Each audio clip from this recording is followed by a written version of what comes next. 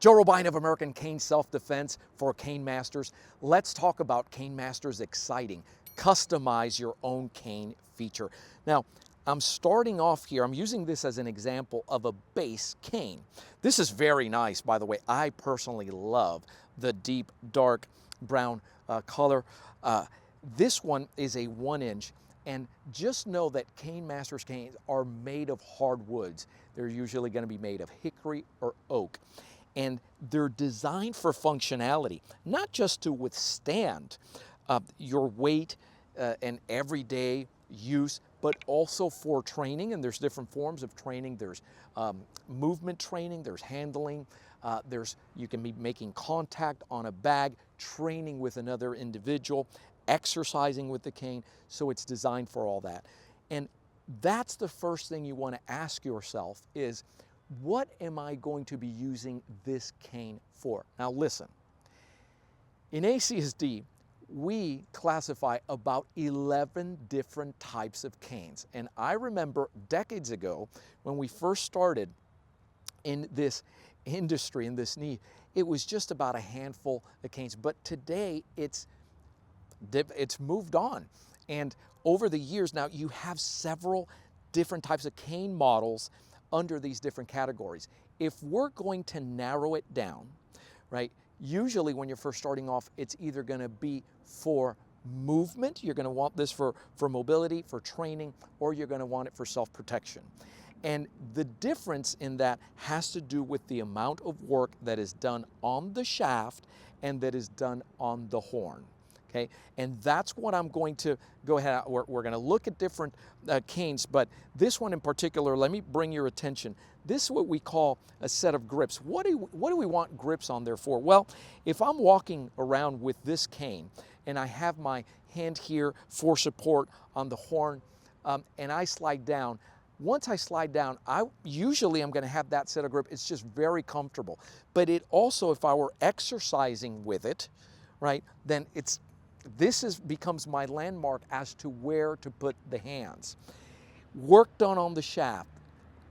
If you look here, it creates a blunt, see that here? This teardrop, right? We call it a teardrop because, hey, if you've ever ran into a table or something that has this type of edge, that doesn't feel good, right? It brings a teardrop to your eye. That's what that's all about there. So again, each one of the features has a function to it, and what you're going to choose depends on what the goal is, what you want it for, and also here's a little secret.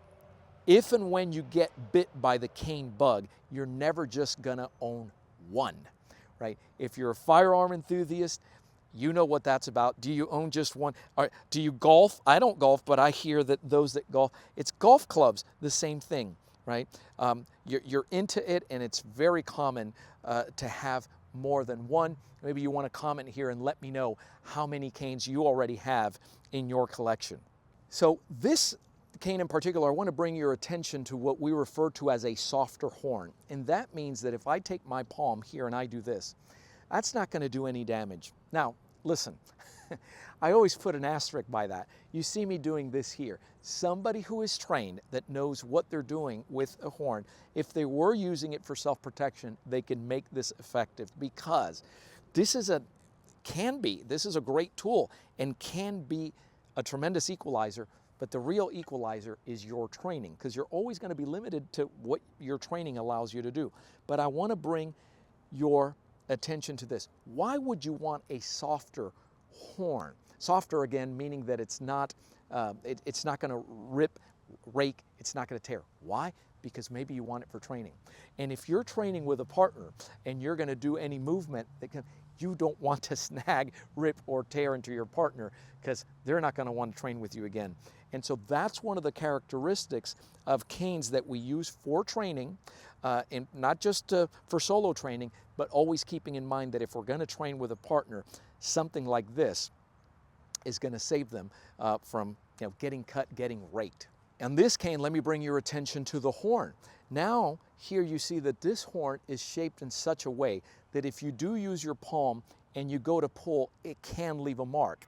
Now, This has its advantages in self-protection. In particular, somebody gets past your striking range, or what we refer to as your power shot range, they wrap their arms. This can create leverage when you're putting it on certain points. You're coming in here, and what you're looking for is a quick release response. It also has the advantage of this kind of horn that when you rake, it can collect, right, DNA on there for you. And so this is one of the reasons that you may want this type of horn, and this cane in particular has more work done here. Again, the sets of grip come in handy when you're bringing in two hands to the cane and you're doing any kind of movement here. You'll have an appreciation for that. If you look at the horn also right around here, what we refer to as the eyes, and the way that edge comes down, very similar to the teardrop, but up on the horn. You can use that for striking, so when you're coming in here and you're doing this, when you look at it, you're kind of using it as if it were bare knuckles, right? Again, only in a self-protection situation. On this cane model, obviously the first thing that sticks out is this paracord that's on here. But you see also it has kind of like what appears to be a shark fin. So this here is your palm rest, and palm rests are all about comfort. So when I'm walking with that cane, I take the meaty portion of my hand. This is in a reverse grip, meaning that the horn is pointing away. Very elegant, very comfortable way of hanging around with the cane, but also ergonomically easier on the wrist. Hey, I can move from here, right? I can move however it is that I need to. I can generate a lot of speed and force using that horn and creating leverage if I needed to. So this now also becomes a personal protection extensor when you know what you're doing with it, right? So I can use this to create leverage and catch. So if somebody puts their hands, I can go ahead and what's the rule? Wood on bone hurts. So in this case, if I'm taking a finger, or I can use it also to strike and pull, right? And you know the rest of that, but let's just say this becomes an ally in self-protection. As far as the paracord, just better on the grip. It's thicker, wraps right around, and if you get your hand through there, it just becomes now, in terms of increasing the retention of the cane, boy, much more difficult, right? You go to pull here, I don't even have to worry about that. I can respond. So it's just a feature that this is all about comfort and your security. Now, this cane model, this is what I refer to as a hybrid.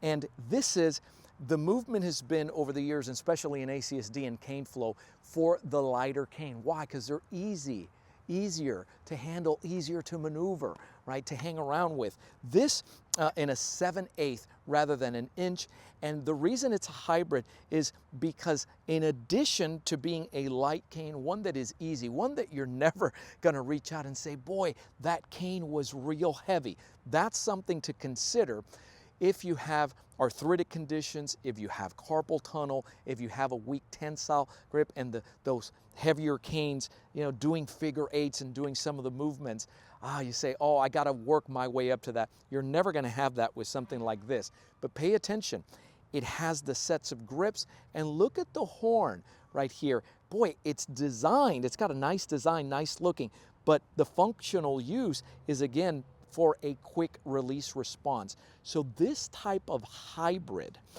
is designed for easy use, maneuverability, but it also has the self-protection features that you might want in a self-protection cane. What's the key denominator behind all of these? Training. Your training is what's going to make this a formidable tool.